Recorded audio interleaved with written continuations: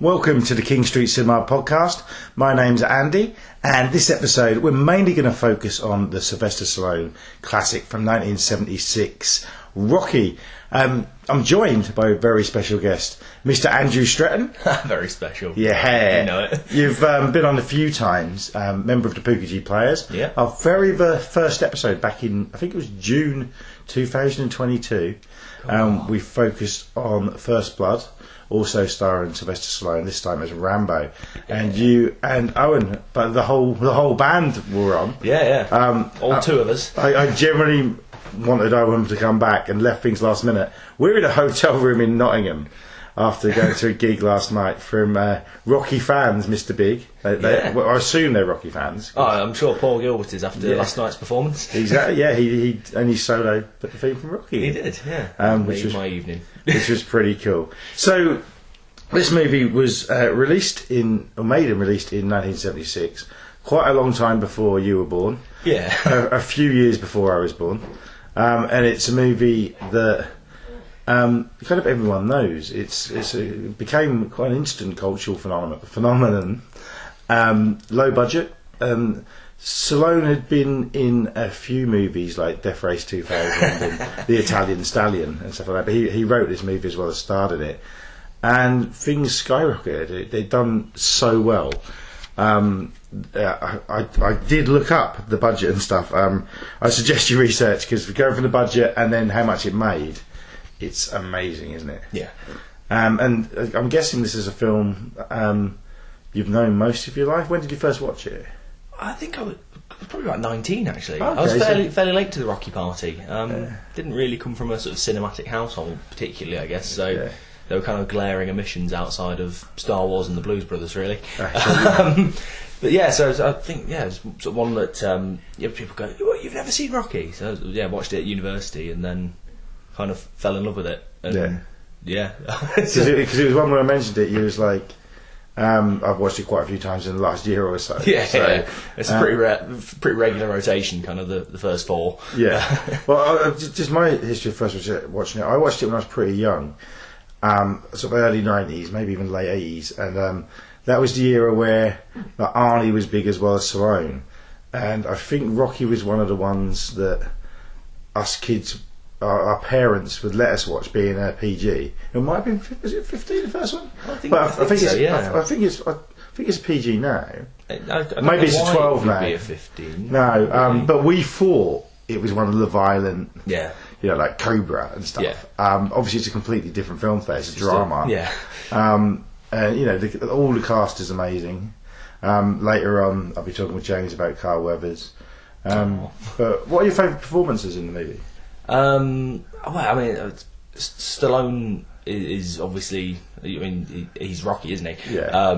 He obviously is one of them. I really like Talia Shire in it, who obviously she was in The Godfather, playing sort of quite a different role, really. So it's nice to see those two sort of different dynamics there, because I think she's quite underrated, really, sort of an overlooked Coppola, if you will. Yeah. Sort of comparing those two performances sort of within a couple of years of each other, really. Yeah. Is pretty great. Obviously Burgess Meredith. Yeah. I was sort of a big Batman fan as a kid, so seeing him in a different role as an adult. Yeah. Brilliant. That's something that, as a kid, I don't think I realised it was him. And then when I did, I didn't actually realise it was only 10 years between performances. No, when you think about that, that's quite peculiar, isn't it? But I do think he obviously was made to look younger as the Penguin, possibly. Yeah. And I guess the big prosthetics and stuff. And it was only a few years before he was in Clash of the Titans, another one of my favourite. Oh, yes, he is, isn't he? Yeah. And another movie I know you like, the director went on to do The Karate Kid. Yes, he did. But he had a few flops after this, and then The Karate Kid, which was massive and really another underdog story.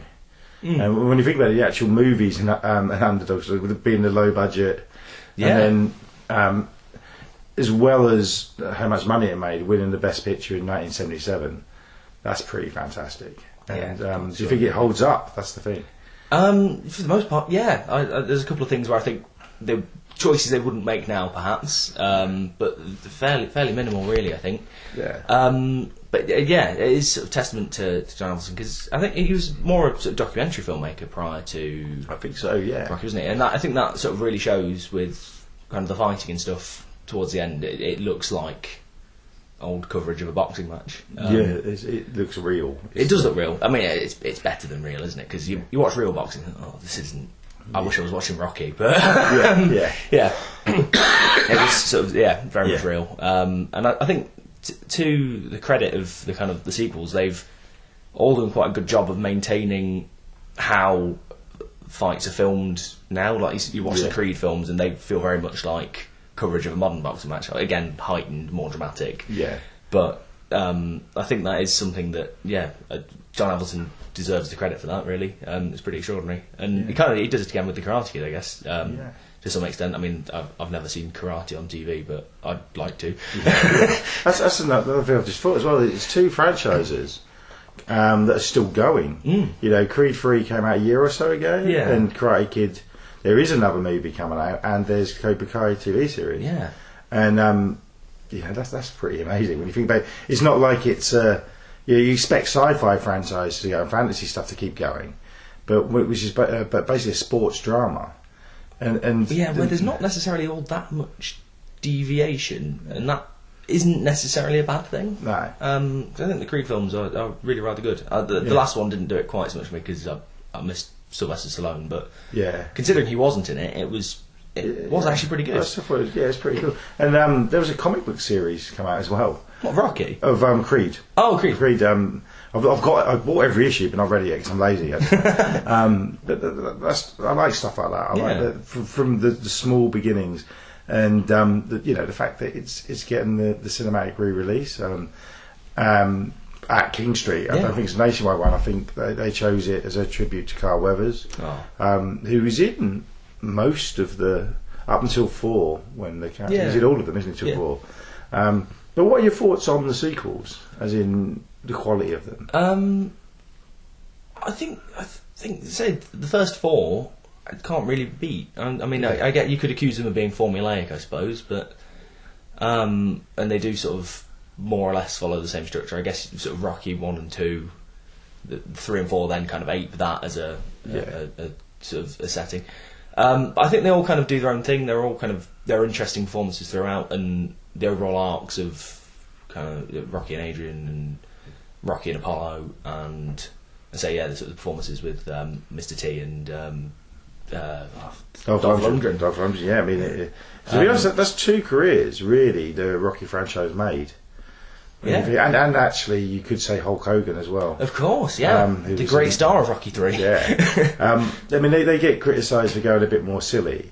I don't think that's a bad thing, though, necessarily. I mean, it gets more commercial, but I think it was taking what people liked from it and developing that, opposed to just being silly. I think they quite sort of captured the zeitgeist of when they were released. Maybe that's cynical, but maybe that's what boxing was like then. I'm not really and also, much of a sports fan, I suppose. But. The first one is very 70s. By 3 or 4, they're very 80s. You know, and that's something that people aren't particularly keen on is things like they have the robot like in the 4th one. But that was basically saying about how when he gets money he elaborates and that's what rich people would do then, especially in the 80s. It was very sweet because that robot was built for his autistic son, wasn't it? I think so. And he wanted to include it in the film because someone get a kick out of it. So it's the robot alone, man. Yeah, but they did take it out of the re-release one, didn't they? Have you've seen it? I haven't. I haven't actually. You haven't? No, couldn't find a release anywhere. Sadly. They re-released. It was about 2 or 3 years ago, wasn't it? I think it was one of his lockdown obsessions. Yeah. But it's one of those movies that there's a few in Stallone's career that proves he is a real talent. And he's always getting criticised for his acting abilities, but he's great in this. To be honest, he's not actually that bad in much. He's picked some bad films, I'd say, Bugsy and things like that. But he has a depth that a lot of his kind of 80s action contemporaries lack. Yeah. There's a real kind of substance to him, and Rocky shows that. First Blood shows that to some extent, as we've discussed previously. And he's great. Even Rocky 5, and I know lots of people hate that. He hates it. I think John Avildsen probably hates it. It's all right. I forgot. Yeah, they got the original director back for the fifth one, didn't they? Yeah, because I don't think Stallone could hack it at that point. Not that he couldn't do it, but he sort of, I think it was he was a bit worn out and didn't really enjoy doing it, and so they got the man back, and it does show. You know, I mean, Stallone's not a bad director by any means, but did he direct 2, 3, and 4 then? I think so. Yeah. Certainly 3 and 4. He might not have done 2. Yeah.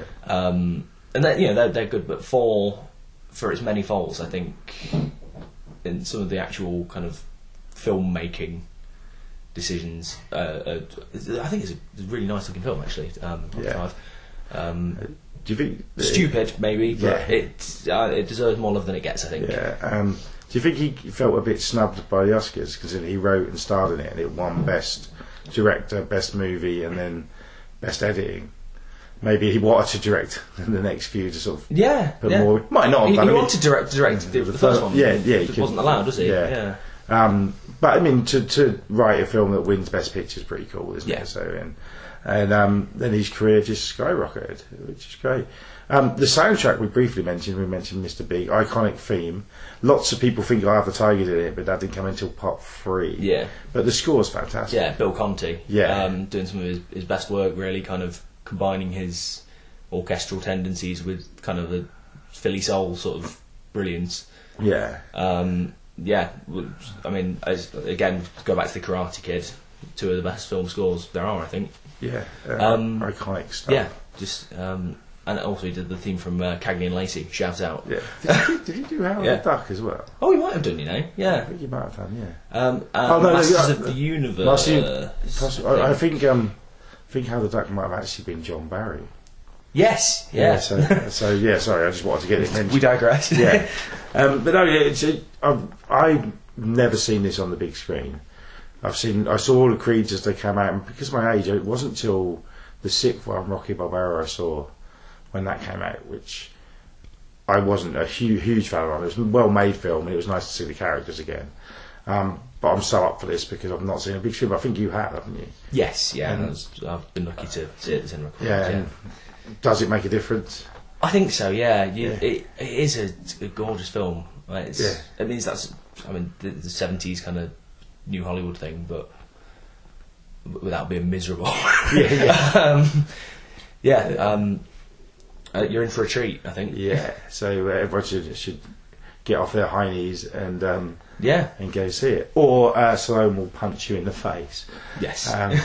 But yeah, one last thing is there's not actually that much violence in the film, is there? No, I think we've spoken to a couple of people who have been a bit, I don't know if I fancy that. It's a bit violent, and I don't think you need to worry about that. No, it's okay, it might appear a bit more violent than watching an actual boxing match, but that's the drama. Yeah. And it's all really at the end, isn't it? Obviously there's other bit of boxing through it, but it gets a bit more bloody at the end, but it's you won't come away distressed, you'll get into it. Yeah. And this is the sort of movie that people who don't like sport love. Yeah.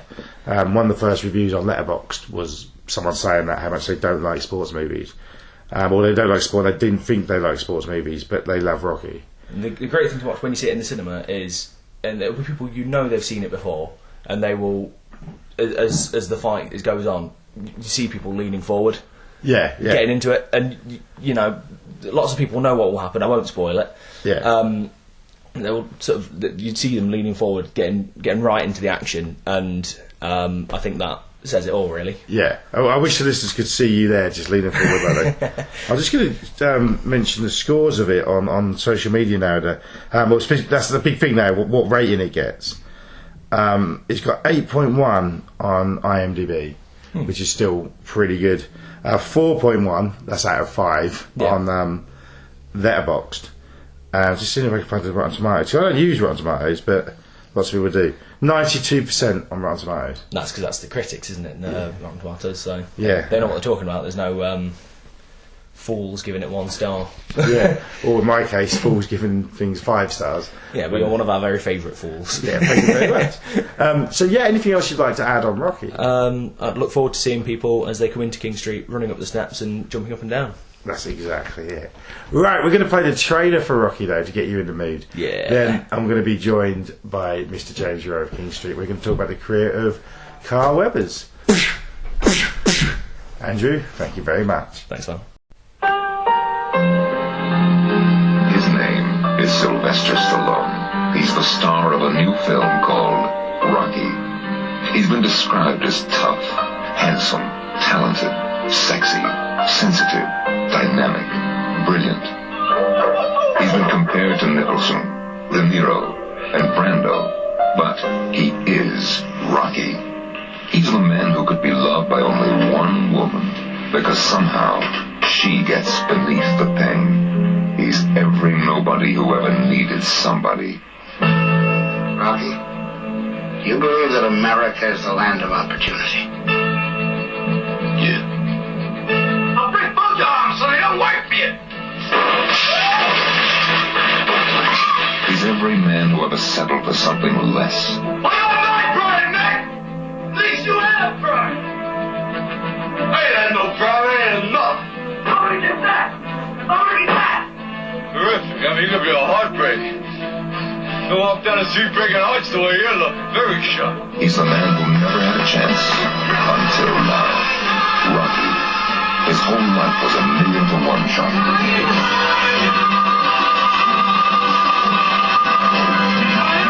His name is Sylvester Stallone, but you will always remember him as Rocky.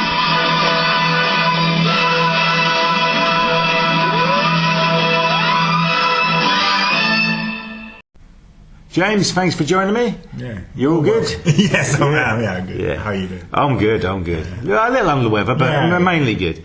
We're here today to talk about the legend that was Carl Weathers. Yes. Our second ever episode was on The Predator, or Predator, wasn't it? Was it The Predator or Predator? It was just Predator. Just Predator. A Actually, sequel was called The Predator. The Predator, yeah. The original Arnold Schwarzenegger and Carl Weathers classic. Yes. And please go back and listen to that if you want more Weathers-based material. Yes. Unfortunately, the world lost him this year. Was it the 1st of February? Something like that. Yeah. It was quite recently, wasn't it? Yeah. And that's one of the reasons, probably the main reason, that you're re-showing Rocky Yes.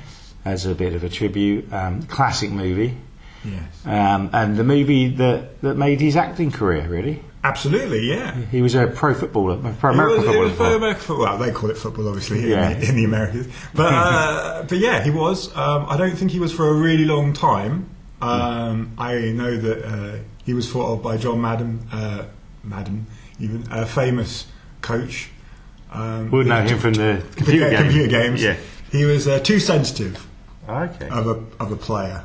So I don't know what that means necessarily, but that's a quote. Okay. So he didn't last too long, gave it up, and then went off and learned to do some. He went off, studied some acting, I think, and then had a crack at it. You know? And done very well.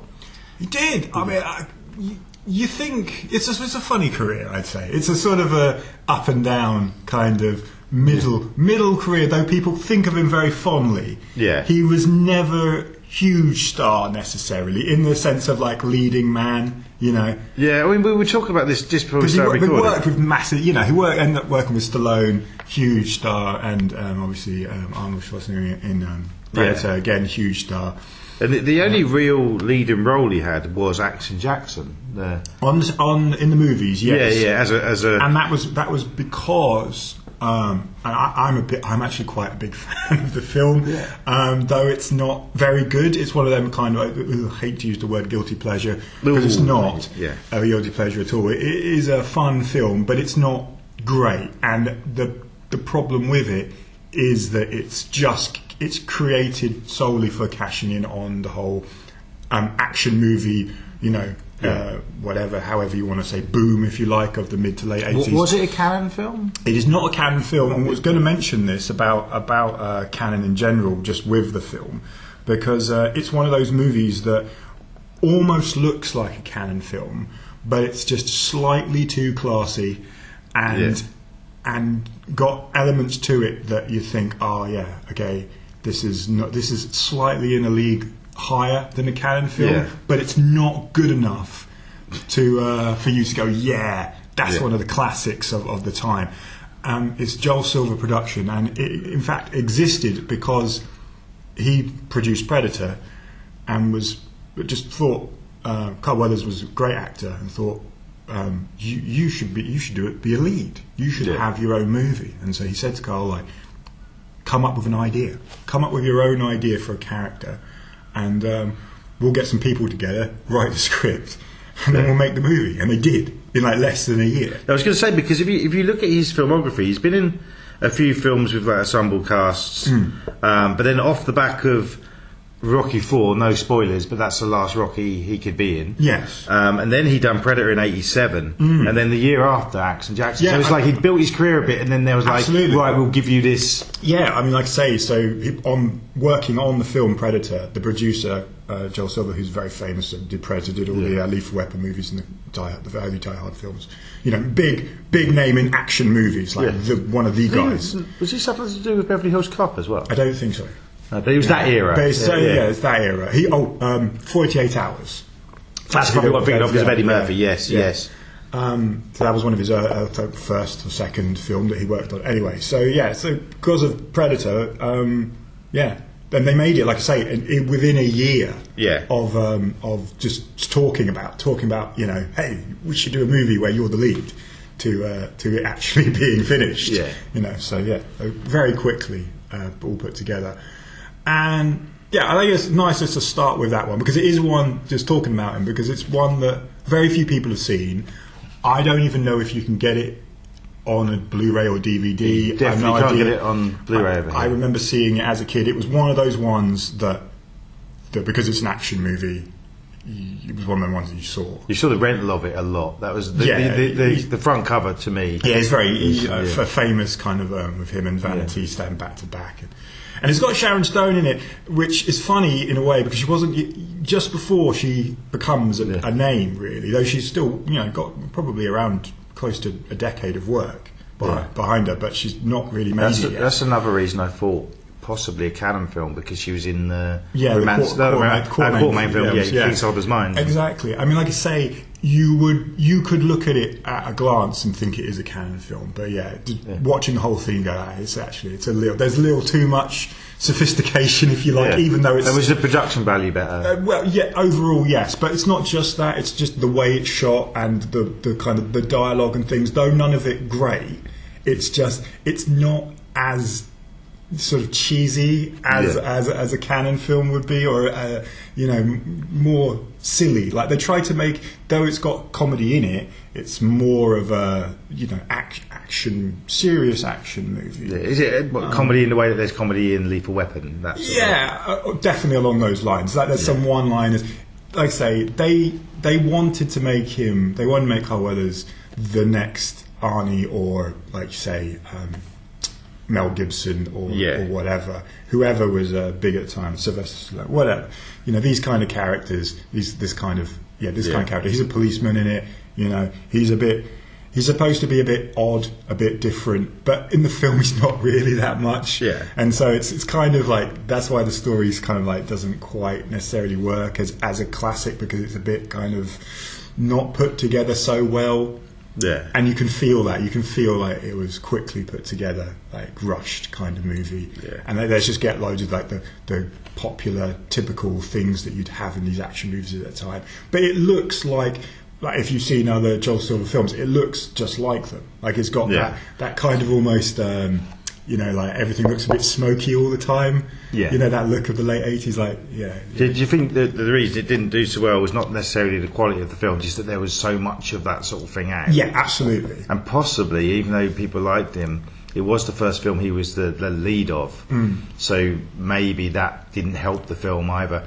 Maybe if you look at other movies, like, say, 48 Hours, they put Eddie Murphy in his first role with another established star, being Nick Nolte. Yeah. So maybe if he was in a film like that, if it was more of a buddy cop film, which it tries to sort of become, with the Vanity character kind of becoming almost like his sidekick. Though he's supposed to be looking after her, but it's like one of them kind of things where so she sort of steps up a little bit, and there's other people in it. There's like little character actors in it and stuff. Bill Duke's in it. and the guy, I'm forgetting his name now, but who plays Biff in Oh, Back to the Future. He yeah, plays cool. a cop in it. And he's very stupid in it. But there's characters like that. There's the guy from Weird Science who I can't remember, but a guy in Weird Science I remember who was also in it, who Joel Silver also produced that. So yeah, so there's like a whole kind of family kind of thing to build around that, you know. But it's a good movie, and I would certainly, if people could get a hold of it, it's definitely one to watch. It's one that people talk about fondly. Yeah. Excuse me. And it is, in a way, it's become a bit of a cult classic. And when people mention Carl Weathers, that is one that it's still remembered. People he's good in it. He is good in it. You can see that if they spent a little more time with it, and you know, just generally thought of it more than just a cash grab type of thing, that it would have been a better movie, and hopefully he would have had a longer career as a leading man, because that really was, even though it wasn't a flop, it actually did make a bit of cash. Yeah. Just in general, people, I think, you know, the reviews were awful, and you know, the industry just thought, well, no, there's not really. Yeah. It's not really anything there, not enough there, you know. But then after that, he had some success in TV. Yes. He had a recurring role in Tour of Duty between 89 and 90, and then was the main role in a series called Street Justice that ran for 44 episodes, from 91 to 93. Then straight after that, he was in the series of In the Heat of the Night, which are 28 episodes. So I imagine that just ran for one series. Right. So obviously, like TV, I mean, sadly, I think there is a term that if you go from the movies to the TV, that's kind of like the end of your career, sort of thing, your career on a downward sort of trajectory type thing. So yeah, but that's where he obviously found his home for a few years before he. While doing that, he did make a film in Australia called Hurricane Smith. Right. That's the main star. And I think that was a low budget action, which I'm guessing he might have made while on a break in these series. Yeah, I'm guessing. And then he didn't have a film role until sort of a comeback really in '96 with Chubbs in Happy Gilmore. Yeah, so this is a different kind of career, really, isn't it? This is what a lot of people of our generation, I suppose, do know him more from. Yeah. Or more fondly from. Not even just him being in Happy Gilmore, which is obviously a comedy and not an action movie. It's not a film where he's got his, he's not shooting people in this, and he's not, showing off his muscles, anything like that. It's a very different kind of character. But by the time he got to be in Happy Gilmore, he was 52 years old. Sure, but Arnie's still making those kind of movies, and he's still ripped. He's still a bit, you can still tell that he's a big guy, and if he had the career that had continued on in that direction, maybe. He might still be making action movies in the mid-90s. I think that's one of the reasons the role works as a Happy Gilmore, because he's playing this really chilled ex-golfer who is a big guy. Yeah. And they even you mentioned earlier about John Madden saying he was too soft for football. Too sensitive was the word. So, again, I'm not quite sure what that means. I think there might be a bit of, I hadn't realised this till you said it, there's a bit of a joke in Happy Gilmore about why he doesn't play sport like football, that's right. And he says basically it's because of his mum wouldn't let him. So, but that might be a little in-joke. Sure. You get the feeling from the guy that he's probably a really nice guy. I feel very lovely to be around. He's very liked Space Co-stars. Yes, exactly. The tributes when he did pass were very genuine. There was people mentioned the Sloane one and. Adam Sandler, but Dolph Lundgren done a really nice tribute as well. Who also I think is probably a really nice guy. I imagine he probably is. And then that's the thing with the Rocky movies. I think they were very passionate while making them. They did go a little bit silly, but it was always a passion thing for. Do you know the story of how Carl Weathers got the part of Apollo Creed? No. Well, so he's like with most people who go for a role, you go to casting, so you have to do some lines, read some lines, and he's reading along with Stallone. So Stallone's there, obviously he's going to be the main guy, and he's reading. I don't know what the lines were, I don't know what scene it was, but they're back and forth talking, and he's just telling people that I don't think this guy's very good. Right, he says, I don't think Stallone really knows how to act. I don't see him as a really good actor. So he's basically just being a bit of of a dick, really. Just sort of, which I'm guessing is kind of him thinking, "Oh, this is kind of how the character is." He's sort of that's he's sort of, that's what boxers do. They sort of put down their opponents, say that they're no good and stuff like that. And that's how he got the part for basically just being, talking to Stallone in a way that was like belittling him. Yeah. So do you think that was deliberate? Yes. Yeah. And I reckon Stallone would have known that as well. Yeah. But they clearly really got on. Yeah. And I love the way the Apollo Creed character develops in the movies. From, the nemesis to the best pal. Yeah. It's really nice. And then it kind of shows his acting range as well. Yeah. Well, I think if you saw Rocky and that was the only one you'd seen, I like to think that people would look at Apollo Creed's character, his acting, and think he's a good actor. Yeah. Even just from the first film. And the first film's a great movie, isn't it? And there's not anyone in it that's bad. True. Yeah. So you could see the potential of him being a real success. You need for that role, because of who he is, who the character is. You need a really charismatic guy. And that's one of the reasons I think he was perfect for it. Yeah. I mentioned Dolph Lundgren earlier. In Rocky IV, he plays a nemesis, but a stern, hard, almost machine of a guy. Totally different. And I think in the first movie, a villain like that wouldn't have worked. No. And what he does to the fact Creed's character is built up, that helps Lundgren's character, because he'd admit himself, especially then, he wasn't a great actor. No. I think he's come on a bit since. Yeah. He became the character, and off the back of that, obviously, is why he got Predator, and I think he's so different in Predator. Yeah, absolutely. Again, I think trying a little something a little different. I mean, it's still him though. Yeah. It's not like, none of these guys. Obviously, we're talking about the kind of movies and the kind of guys that we're talking about are guys who are playing, off themselves. They're not really deep diving into completely, unique characters here. He's a big guy. He's still got his muscles out. He's showing them. He's playing a strong, tough guy, and he's got a bit of attitude like Apollo Creed does, but it's more subtle. Yeah. He's got their subtleties in the character, which are really good for the character because they work well. Because he's, spoiler, but he's not letting on exactly all the information he knows. Yeah. He's being a bit secretive, and and he does that well. It plays out. You believe it. So yeah. Yeah, and he bounces off Arnie really well. Absolutely, well. They're really good. I mean, again, it's one of them movies that you could fail. It really could fail. And on paper, you wouldn't think it would be such a huge hit that it is, but just everything just worked right. Yeah, for the film. When I was going to say about Rocky as well, you mentioned all the performances are good. They are, but who'd have thought a low-budget film starring and written by an unknown would still be talked about nearly 50 years later? I can't remember what the film is in the year. United Artists. It is United. I'm pretty sure it's United Artists who made the film. Again, this is really bad. I should do all the research before I come and do these things, shouldn't I? But there was another movie made in the same year, for '76, that was big. A big budget film.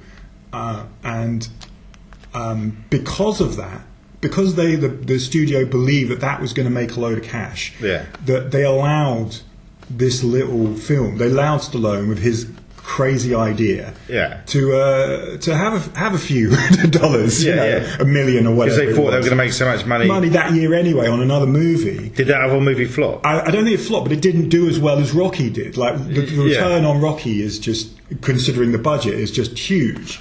So that was the hit. I mean, that's a true sleeper hit. Like not a film not expected, not seen coming to be a huge success, and winning the best picture Oscar. Yeah, it's fantastic. It's amazing. It's one of them true sort of Cinderella stories or whatever you want to say. Yeah, that kind of thing. And then afterwards, it's happened a few times in movies. And if you look at, say, something a few years later like Flashdance, a film that's it's a underdog story with a low budget. It makes loads. The only problem is you get so many rip-offs of it afterwards. Sure. That but anyway, stop talking. I should have a conversation about Rocky. Yeah. With another guest. We've recorded before this, but I haven't done it yet. So who knows? It might actually be us talking about Rocky, the way it goes. But that's right. Carl Weathers. Coming up. That's coming up. Carl Weathers' career as well. We'll mention the end of his career because he's still working. Yeah, absolutely. And I think Happy Gilmore was nice for him. He's probably never sure if it's the sort of film that he'd have actually wanted to do, but he totally embraced it. I think he would have enjoyed it. I remember when I saw Happy Gilmore for the first time, thinking, what is Carl Weathers doing in this movie? Because I knew Carl Weathers, like I said, I saw Rocky as a child, seen all of them at a young age, and Predator as well, which I used to watch all the time. And then here I am, a teenager now, watching this silly comedy, and Carl Weathers is one of the lead, the lead supporting roles in it. You're like, what? Why are you in this film? But he's great. He's great. It does work. But I think as well that I think Adam Sandler treats his actors well because he produces them. He must. And this was they always come back, and he reprised the role in Little Nicky. And he done a voice in 8 Crazy Nights as well. Yeah. But I think Carl Weathers probably helped, like the Sandlerverse, as it's called, because up until then he'd done Billy Madison, and in Billy Madison, to my knowledge, apart from Saturday Night Livers, there was no big name cameos or other stars. Yeah. Then in Happy Gilmore, you had what's his name? Ben Stiller. Yes. But he wasn't very big when that was actually made. He was a face, but he wasn't well known, or as well known. But Carl Weathers was the first sort of big-ish name. Yeah, from another generation, from the decades to do a role. Yeah. And I think that helped sort of almost snowball his other movies where you get like Billy Idol pops up, and then eventually you get Al Pacino doing a cameo. And it gives it a bit of credibility, and you can tell Carl Weathers is enjoying himself in that film. Yeah, I'm sure it was a laugh. I'm sure it was a proper good time. I can't see how making that movie would have been a nightmare, really. No, no evidence, but I get the impression he was probably weary signing on. Then once he got there, he probably loved it. Wouldn't particularly be hard work for him. No, to be fair, he had a funny script, but what he'd done with it made it.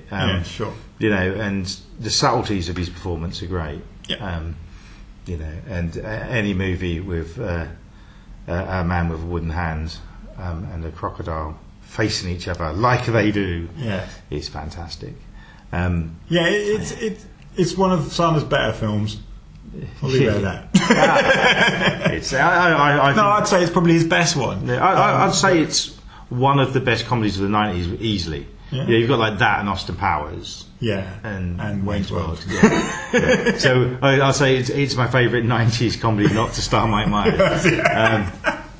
And then it was fun for him to come back very briefly in Little Nicky, which I think he enjoys himself even more in. And then after that, we've mentioned his TV work and stuff. He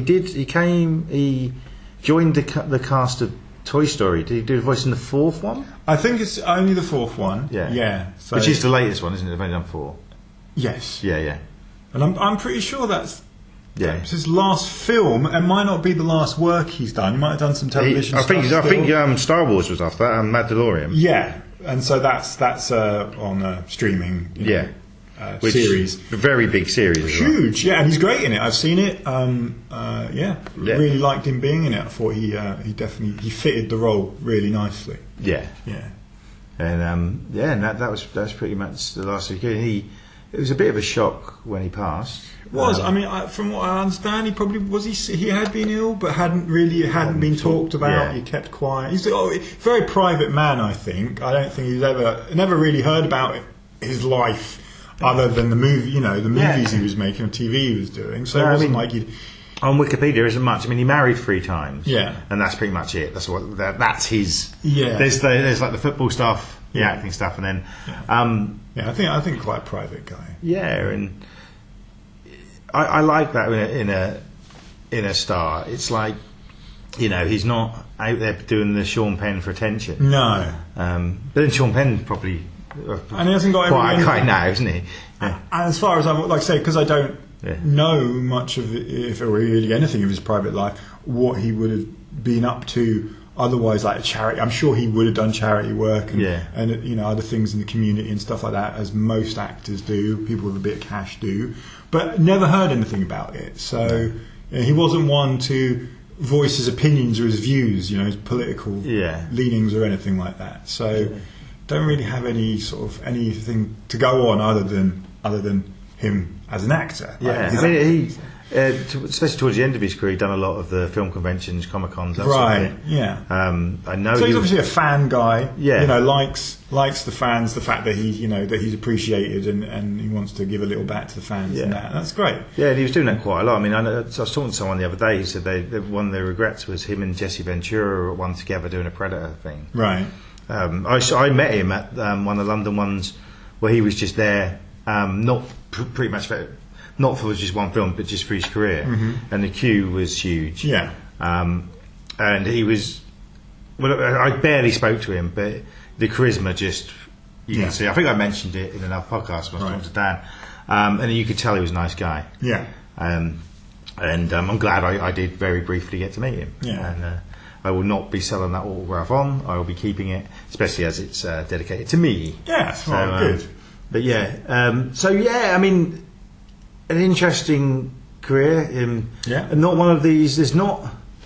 His sort of back catalogue, so to speak, filmography isn't huge. No. But it's quality. You know, Yeah. it's if you haven't seen any of the Rocky franchise, Predator, and I'd say even Happy Gilmore. Oh, absolutely. Those are three Yeah, films you know, have to see. Yeah, check them out. And I will. I include Action Jackson. Yeah, I've never seen it. I really want to. I know.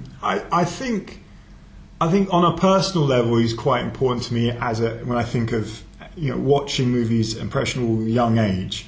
I always remember him really fondly as a child watching Rocky and really liking the character. Yeah. Of Apollo Creed. Just thinking he's probably, as a child, thinking he's probably like my favourite, not bad guy, but sort of adversary to Rocky.